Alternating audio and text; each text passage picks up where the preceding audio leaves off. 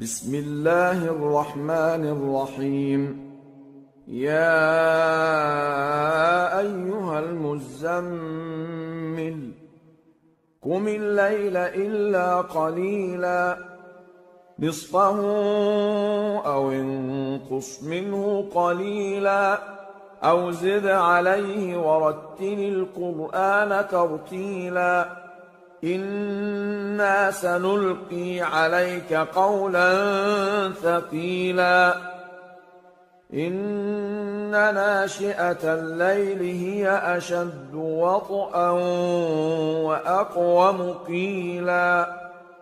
إن لك في النهار سبحا طويلا واذكر اسم ربك وتبتل إليه تبتيلا رب المشرق والمغرب لا إله إلا هو فاتخذه وكيلا واصبر على ما يقولون واهجرهم هجرا جميلا وذرني والمكذبين أولي النعمة ومهلهم قليلا إن لدينا أنكالا وجحيما وطعاما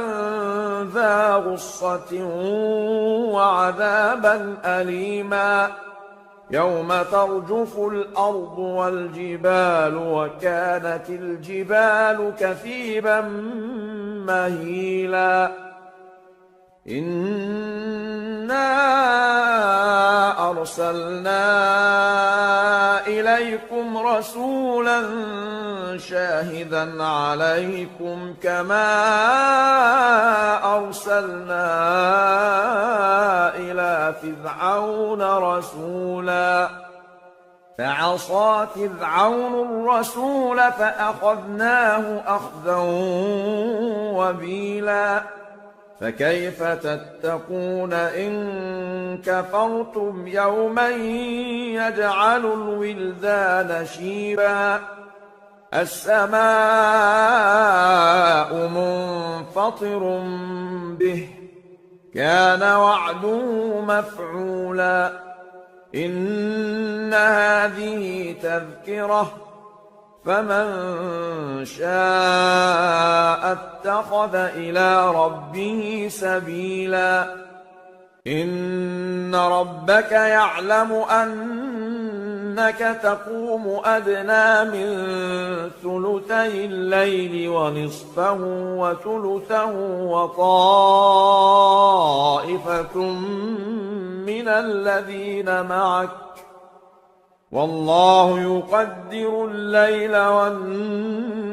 والنهار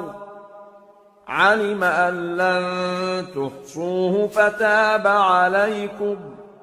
فاقرؤوا ما تيسر من القرآن علم أن سيكون منكم مرضى وآخرون يضربون في الأرض يبتغون من فضل الله وآخرون يقاتلون في سبيل الله فاقرؤوا ما تيسر منه وأقيموا الصلاة وآتوا الزكاة وأقرضوا الله قرضا حسنا وما تقدموا لأنفسكم من خير تجدوه عند الله هو خيرا وأعظم أجرا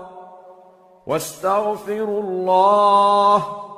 إن الله غفور رحيم.